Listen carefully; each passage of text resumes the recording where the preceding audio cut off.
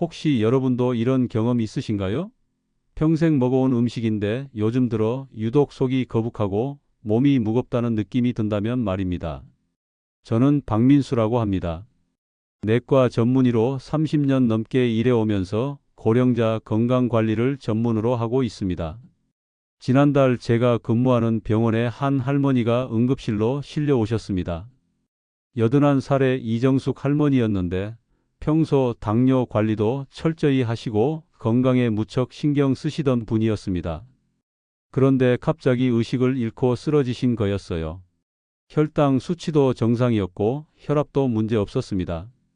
그렇다면 도대체 무엇이 문제였을까요? 놀랍게도 그날 드신 음식이 원인이었습니다. 특별할 것 없는 평범한 음식들이었어요. 냉장고에 있던 반찬 몇 가지, 시장에서 사온 국거리용 채소, 그리고 간식으로 드신 사과 한 조각. 하지만 이 평범한 음식들 속에 숨어 있던 위험은 상상을 초월했습니다. 저는 30년간 고령자 진료를 해오면서 확신을 갖게 되었습니다. 70대 이후 응급실에 실려오는 환자분들 중 상당수가 음식과 관련된 문제를 겪고 계신다는 사실을요. 그런데 더욱 안타까운 건 이분들이 모두 건강을 위해 음식을 가려 드시던 분들이었다는 점입니다. 생각해 보세요. 건강하려고 애써서 골라 먹는데 그 음식들이 오히려 몸을 해치고 있다면 얼마나 억울한 일인가요? 지금 당장 알아두지 않으면 여러분도 같은 위험에 노출될 수 있습니다. 나이가 들면서 우리 몸은 예전과 달라집니다. 특히 70대 이후에는 소화 능력과 해독 기능이 눈에 띄게 떨어지게 됩니다. 젊었을 때는 아무렇지도 않게 먹던 음식들이 이제는 독소가 되어 혈관을 공격하고 위장을 자극하며 심지어 뇌에까지 영향을 미칠 수 있습니다. 그 결과로 나타나는 증상들은 다양합니다. 가벼운 소화불량이나 어지럼증부터 시작해서 심각한 경우에는 의식을 잃고 쓰러지는 일까지 벌어질 수 있어요. 지금 이 순간에도 많은 분들이 괜찮겠지, 늘 먹던 거니까라며 위험 신호를 놓치고 계실지도 모릅니다. 하지만 여기서 분명히 말씀드리고 싶습니다. 지금 냉장고 안에 있는 그 평범한 음식 하나가 여러분의 건강을 위협할 수 있다는 사실을요. 이런 위험을 모른 채 계속 같은 식습관을 유지한다면 언젠가는 예상치 못한 큰 문제로 이어질 수 있습니다. 저는 병원에서 수많은 사례들을 목격해 왔습니다. 단 하나의 잘못된 식습관이 평생 쌓아온 건강을 한순간에 무너뜨리는 모습을 말이에요. 그래서 오늘 여러분께 꼭 알려드리고 싶은 것들이 있습니다. 평범하게 보이지만 결코 가볍게 넘겨서는 안 될 5가지 음식에 대한 이야기입니다.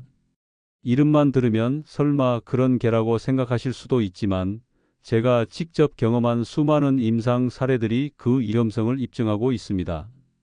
첫 번째 음식부터 정말 놀라우실 겁니다. 아마 여러분 대부분이 집에 하나씩은 가지고 계실 테고 별다른 의심 없이 드시고 계실 거예요. 하지만 이 음식이 어떤 조건에서는 치명적인 독성을 발휘할 수 있다는 사실, 과연 알고 계셨을까요? 이 음식의 정체는 바로 다음에 말씀드리겠습니다만 그 전에 한 가지만 더 강조하고 싶습니다. 나이가 들수록 우리 몸은 더욱 세심한 관리가 필요합니다. 젊었을 때처럼 무엇이든 마음대로 먹을 수 있는 시기는 지났어요. 이제는 내 몸의 변화를 인정하고 그에 맞는 식습관을 만들어가야 할 때입니다. 오늘 제가 말씀드릴 내용들이 여러분의 식탁을 조금 더 안전하게 만드는 데 도움이 되길 바랍니다. 건강한 노년은 거창한 것이 아닙니다. 하루 한 끼씩 내 몸에 맞는 음식을 선택하는 작은 지혜에서 시작됩니다. 첫 번째로 말씀드릴 음식은 바로 감자입니다. 감자가 위험하다고요? 하고 놀라실 텐데요. 정확히는 싹이 난 감자를 말하는 겁니다. 얼마 전 제가 진료했던 85살 김순례 할머니 이야기를 들려드릴게요. 이분은 평소 아침마다 삶은 감자 하나로 식사를 시작하시던 분이었어요. 그런데 어느 날 갑자기 속이 메스껍고 손끝이 저려오더니 몇 시간 후에는 말이 어눌해지고 숨쉬기조차 힘들어지셨습니다. 응급실로 실려와서 검사해 보니 솔라닌 중독이었어요. 솔라닌이라는 것은 감자의 싹이나 초록색으로 변한 껍질 부분에 들어있는 독성 물질입니다. 젊은 사람들은 간 기능이 좋아서 이런 독소를 어느 정도 해독할 수 있지만 나이가 들면 간 기능이 현저히 떨어져요. 그래서 같은 감자를 먹어도 젊은 사람은 괜찮은데 70대 이후에는 심각한 신경마비 증상을 겪을 수 있는 거죠. 솔라닌 중독은 처음에는 단순한 위장 장애로 시작합니다. 속이 메스껍고 토하고 배가 아픈 정도죠. 그런데 시간이 지나면서 점점 신경계에 영향을 미치기 시작해요.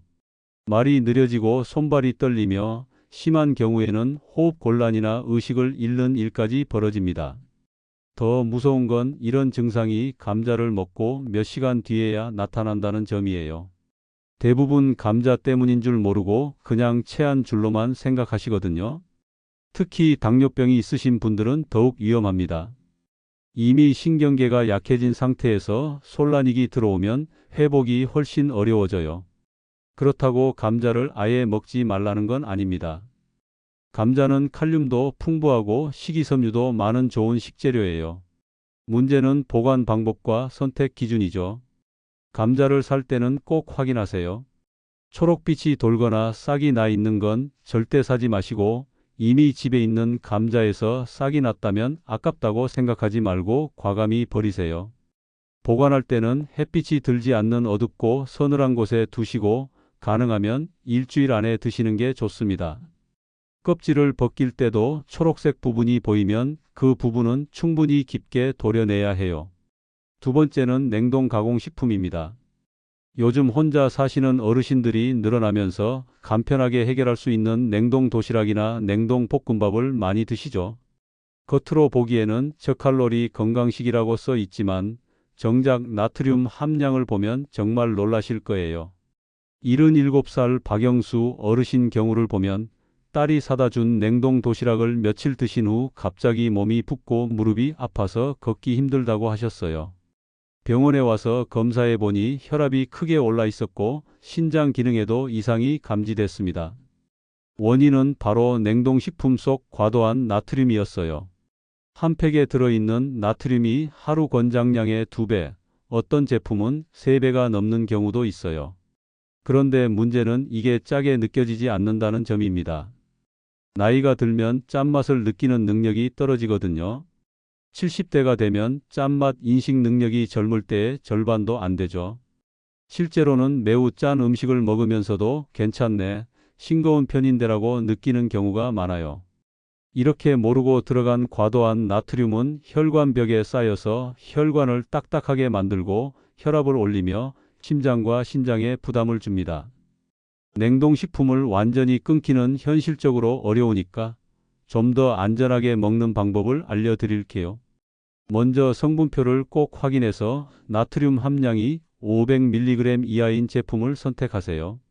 그리고 드시기 전에 물을 충분히 마시고 냉동식품을 드신 날에는 다른 끼니에서 짠 음식을 줄이시는 게 좋아요. 세 번째는 생마늘입니다. 많은 분들이 혈압에 좋다고 해서 아침마다 생마늘을 한 쪽씩 드시는데 이게 오히려 위험할 수 있어요. 78살 최병수 어르신은 고혈압 때문에 매일 아침 생마늘을 드셨는데 어느 날부터 속이 쓰리고 밤마다 위가 부글부글 끓는 느낌이 든다고 하셨어요. 내시경 검사 결과 위 점막이 심하게 헐어 있었습니다. 마늘 자체는 좋은 식재료예요. 혈압을 낮추고 염증을 줄이는 효과도 있죠. 하지만 문제는 먹는 방법입니다. 마늘에 들어있는 알리신이라는 성분이 살균력은 뛰어나지만 자극도 강해요. 특히 위 점막이 얇아진 상태에서는 이 알리신이 위벽을 자극해서 위염이나 위궤양을 일으킬 수 있어요. 또 혈압약을 드시는 분들은 더욱 주의해야 해요. 마늘 자체도 혈압을 낮추는 효과가 있어서 약과 함께 작용하면 혈압이 너무 떨어져서 어지럽거나 쓰러질 수도 있거든요. 그렇다고 마늘을 끊을 필요는 없어요. 중요한 건 생으로 먹지 않는 것, 그리고 공복에 피하는 거예요. 마늘은 익혀서 드시면 자극적인 성분은 줄어들고 건강 효과는 그대로 얻을 수 있어요. 볶음 요리나 찜, 국물 요리에 넣으면 좋죠. 네 번째는 면, 떡, 빵 같은 뭉친 음식들입니다. 80살 김용석 어르신은 면을 무척 좋아하셨어요. 비 오는 날이면 칼국수, 더운 날이면 냉면을 즐겨 드셨는데 얼마 전부터 식사 후마다 속이 답답하고 음식이 내려가지 않는 느낌이 든다고 하셨어요. 나이가 들면 침 분비량이 현저히 감소해요. 젊을 때 하루에 1리터 반 정도 나오던 침이 70대가 되면 절반도 안 돼요. 그런데 침은 단순히 입을 적시는 게 아니라 소화의 첫 단추거든요. 침 속에는 아밀라제라는 소화 효소가 있어서 음식을 잘게 분해해주는 역할을 해요. 하지만 침이 부족하면 면, 떡, 빵 같은 음식들이 덩어리진 채로 그대로 위로 들어가 버려요. 이렇게 소화되지 않은 음식은 위에서 오래 머물면서 위벽을 자극하고 과도한 위산을 유발하죠. 이런 음식들을 완전히 끊을 수는 없으니까 덜 해롭게 먹는 방법을 알려드릴게요. 면을 드신다면 아주 부드럽게 삶아서 국물과 함께 드시고 떡은 작게 썰어서 천천히 오래 씹으세요. 빵은 딱딱한 것보다는 부드러운 식빵이나 카스텔라를 선택하시고 우유나 따뜻한 차와 함께 드시는 게 좋아요. 다섯 번째는 포드맵 식품들입니다. 사과, 양파, 마늘, 콩 같은 음식들인데 모두 건강에 좋다고 알려진 것들이죠. 하지만 이런 음식들이 장이 약해진 고령자에게는 오히려 문제가 될 수 있어요. 76살 박정희 할머니는 평생 음식에 민감하지 않으셨던 분인데 몇 달 전부터 배에 가스가 차고 설사가 멈추지 않았어요. 알고 보니 매일 드시던 사과, 양파, 콩조림이 원인이었습니다. 이런 음식들에는 장내 세균이 발효하면서 가스를 많이 만드는 당류가 들어 있어요. 젊을 때는 장 기능이 튼튼해서 잘 처리할 수 있었지만 나이가 들면 장이 약해지고 소화 효소도 줄어들어서 이런 당류들을 제대로 분해하지 못하게 돼요. 그 결과 장이 팽창하고 가스가 쌓이며 설사나 폭통이 나타나는 거죠. 이런 음식들을 완전히 끊을 필요는 없지만 조절은 필요해요. 사과는 껍질을 벗기고 조금씩 드시고 양파나 마늘은 충분히 익혀서 드세요. 콩류는 하룻밤 불린 뒤 삶은 물은 버리고 새 물로 다시 조리하시면 장에 부담을 주는 성분을 상당 부분 줄일 수 있어요. 지금까지 5가지 음식에 대해 말씀드렸는데 이 중에서 평소에 드시던 것들이 있으셨을 거예요. 하지만 너무 걱정하지 마세요. 지금부터 알고 조절하면 되는 일이니까요. 지금까지 말씀드린 5가지 음식을 다시 한번 정리해 드릴게요. 싹이 난 감자는 겉보기에는 멀쩡해 보여도 안에 솔라닌이라는 독소가 숨어 있을 수 있어요. 특히 간 기능이 약해진 고령자에게는 한 조각이라도 위험할 수 있죠. 냉동 가공식품은 편리함 뒤에 과도한 나트륨이 숨어 있었습니다. 짠맛을 느끼지 못해도 혈관과 심장을 서서히 공격하고 있었어요. 생마늘은 분명 좋은 성분이 들어있지만 잘못된 방식으로 섭취하면 위장을 자극하고 혈압을 과도하게 떨어뜨릴 수 있다는 사실 많은 분들이 모르고 계셨을 거예요. 면, 떡, 빵 같은 뭉친 음식들은 침이 부족한 상태에서 섭취하면 위에서 덩어리째 남아 소화기관 전체를 힘들게 만들었습니다. 그리고 사과, 양파, 콩처럼 익숙한 식재료들도 장이 약해진 고령자에게는 가스와 복통, 설사를 유발하는 원인이 될 수 있었죠. 어떠세요? 이 중에서 평소에 드시던 음식들이 있지 않으셨나요? 하지만 너무 걱정하실 필요는 없습니다. 중요한 건 이제부터 알고 드시는 거예요. 건강은 단번에 바뀌지 않지만 하루 한 끼의 선택이 쌓이면 반드시 몸이 반응합니다. 예를 들어 냉장고에 있는 감자를 오늘 한번 점검해 보는 것, 아침에 먹던 마늘을 익혀서 드시는 것, 떡을 조금씩 천천히 씹어서 드시는 것, 생과일을 반쪽으로 줄여보는 것. 이런 아주 작은 변화들이 사실은 여러분의 혈압을 안정시키고 장을 편하게 만들며 피로를 덜어주는 출발점이 됩니다. 저는 30여 년간 고령자 건강을 연구하면서 가장 절실히 느낀 것이 있어요. 대부분의 건강 문제는 입으로 들어오는 것에서 시작된다는 사실입니다. 약도 물론 중요하지만 식습관이 바뀌지 않으면 결국 또다시 같은 문제가 반복되더라고요. 그리고 여러분께 꼭 말씀드리고 싶은 것은 절대 늦지 않았다는 것입니다. 지금 이 순간 한 끼의 선택을 바꾸면 다음 주에는 소화가 달라지고 다음 달에는 몸이 가벼워지며 다음 해에는 혈압이나 체중, 전체적인 컨디션이 눈에 띄게 달라질 수 있어요. 실제로 제가 진료했던 부산에 사시는 79살 김철호 어르신을 보면 석 달간 식단을 바꾸신 결과 혈압이 20포인트나 떨어지고 체중도 8kg이나 줄어들었어요. 그리고 무엇보다 표정이 밝아지고 기운이 돌아오셨죠. 이건 우연이 아니에요. 먹는 습관을 바꾼 결과입니다. 건강한 노년은 거창한 게 아닙니다. 내 몸이 편안한 한 끼, 그리고 내일도 이어갈 수 있는 소소한 실천이 바로 행복한 노후를 만드는 첫걸음이에요. 지금 이 순간 여러분의 식탁을 지혜로 채워보세요. 한 가지 더 당부드리고 싶은 것은 혼자서 고민하지 마시라는 것입니다. 가족들과도 오늘 들으신 내용을 나누어 보시고 함께 식습관을 점검해 보세요. 건강은 혼자만의 문제가 아니라 가족 모두의 관심사니까요.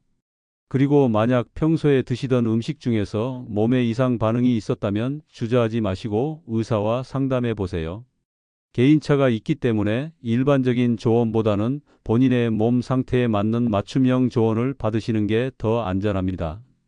오늘 이 내용이 여러분께 도움이 되셨다면 구독 버튼을 눌러주시고 좋아요도 눌러주세요. 더 많은 분들이 이런 정보를 접할 수 있도록 도와주시는 것이니까요. 그리고 댓글로 여러분의 경험도 나누어 주시면 정말 감사하겠습니다.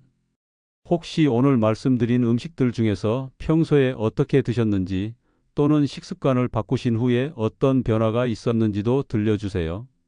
여러분의 경험이 다른 분들에게도 큰 도움이 될 거예요. 다음에는 더욱 실용적이고 구체적인 건강 정보로 찾아뵙겠습니다. 여러분 모두 건강한 오늘, 더 건강한 내일 되시길 바라면서 오늘 이야기를 마치겠습니다. 감사합니다.